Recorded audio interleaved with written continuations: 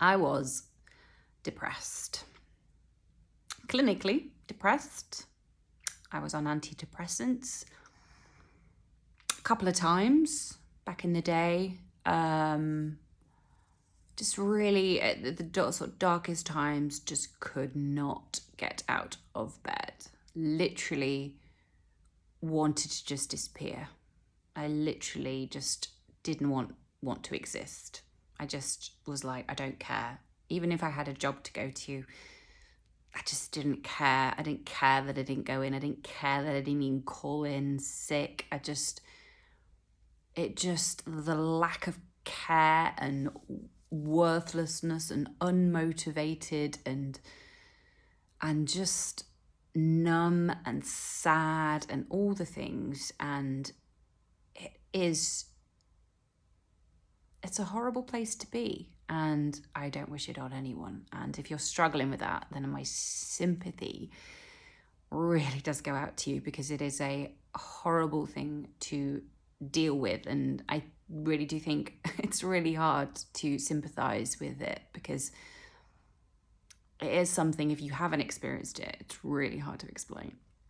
It's not just, we get this image of what depression is. And yes, depression is, not getting up, crying a lot. It can be those sorts of things. But also depression on the other side can be those people that look like the most happiest people as well.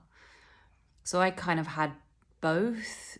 The first time I had depression, I was given, like I say, antidepressants, and they helped. They absolutely helped. It probably didn't help that I was with a partner at the time that was also on them. So I don't think that combination of the both of us being on them really helped. So that caused all sorts of problems. But I just had such a low self-worth in myself. I was seeking external validation in everything. I wanted the job. I wanted that dream job of being an actor. I wanted the guy to come and save me and be, everything that I wanted him to be, and help me feel happier. I was like, if I have all these things, then I'll feel happier. And I just struggled with a complete lack of confidence and self-worth in myself. So through that, I then didn't go for the things that I wanted to. I didn't feel like I had enough confidence to go and be an actor and go to auditions. And I was doing stuff in my local, but never really pursuing it. So it was hard, I think, when it was something I really wanted to do. But so I basically did that thing where you just kind of go, oh, I need more training. Yeah, I need to go back to college. Oh, no, nearly 30. No, I need to go to uni. Nearly, yeah. Did my camera then? Yeah. So I thought training. The more I know, then the better equipped I'll be. And it's that procrastination of training, that lack of self-worth in myself, that I didn't feel good enough. I wasn't worthy to do it. So all this combined, and yeah, sort of going through bouts of depression, and so in and out of it. Yeah, a couple of times being on antidepressants. Got rid of that guy. That wasn't a great relationship. It turned abusive and really wasn't great. But it was a turning point for me, because I knew that I was worthy enough to not go through that again. There was something in me that knew that I was worthier than that. And I think from that moment, I knew kind of what I needed to do. I knew that happiness was an inside job and finding joy was an inside job. I just didn't know what to do. Like, where do you even start? And I still was like seeking it in the outside, in all the things. And the last time I got prescribed antidepressants was really quickly. And, this is not a slight on any doctors. I know they struggle, but it's hard because, you don't have very long. You literally go in there, say your symptoms, they go, great, you've been on these antidepressants before, here you go. And I was sort of left with them going, I don't want to take these. I don't want to take these. I want to help myself. I don't want to, be on these drugs, which are great. They are really great for some people. But for me, I had some idea that I could help myself. And I didn't know what that was back then. That was back in 20... I want to say 10. So it's quite a long time ago. So it's taken me a long time to get to where I am now. But that was a process of me. That was the last time I was like, no, I'm not going to do it. I'm not going to do it.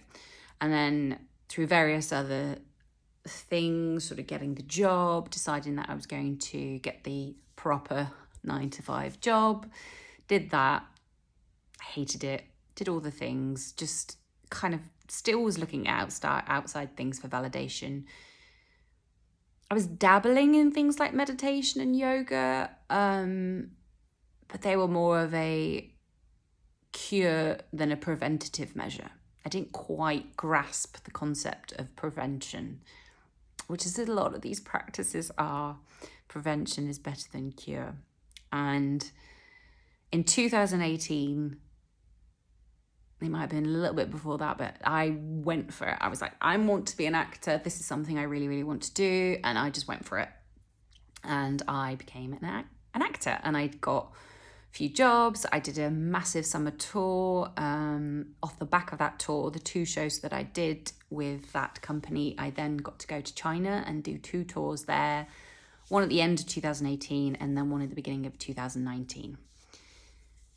And it's funny. I think it's a Jim Carrey quote that says, I think he says, paraphrasing here, I wish that everybody could get their dream, whatever that dream is, because a lot of people want to be famous. I'm not saying everyone, but, a lot of people idolize that money, fame kind of concept. And he says that I wish everybody would get that, to realize that it's not what you want or need in life.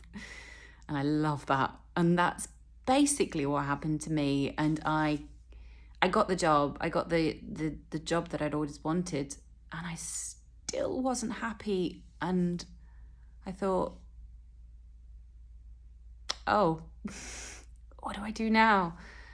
And I went through the motions, and I remember finished the last China tour, and I really did not have a clue what I was going to do. And I remember, I reached out to a friend, and he gave me some very good numbers of local therapists who weren't that expensive, which was a godsend. I know it's really hard to get into. That was another thing in my journey. I tried to get into NHS talk therapy. I just couldn't. I wasn't bad enough. I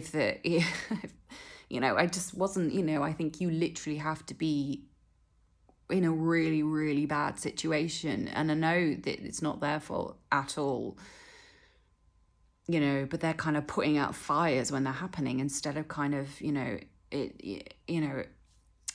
would be much better, because I could see that I was feeling bad, and maybe I could have gone to a worse place, but I just wasn't ill enough for them to help me at that point. So I found my own therapy, and that helped a lot. It really does help, just having someone external, somebody objective to chat to.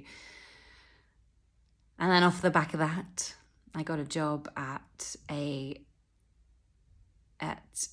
air ambulance in Lincoln, which was great, and I absolutely loved it. And that was something that I thought, yep, this is great. This is something that I really, really want to do. And before that, around that sort of process, I'd started my spiritual journey. And I'd like to say it was easy, but the two words that stay with me, and they are curiosity and consistency. Now, I was just curious. I just kept myself curious at the beginning. I wanted to know everything there was about this. I was like, right, okay, this meditation stuff, let's read about it.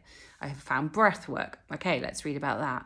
I followed people, I started watching documentaries on YouTube. I started following lots of the spiritual, kind of the main spiritual people on Instagram, and really sort of reading things and listening to podcasts, and taking on board sort of what people were saying, really. And I stayed consistent with it, and I kept on hearing about meditation being the thing. And that's when I started my daily meditation practice.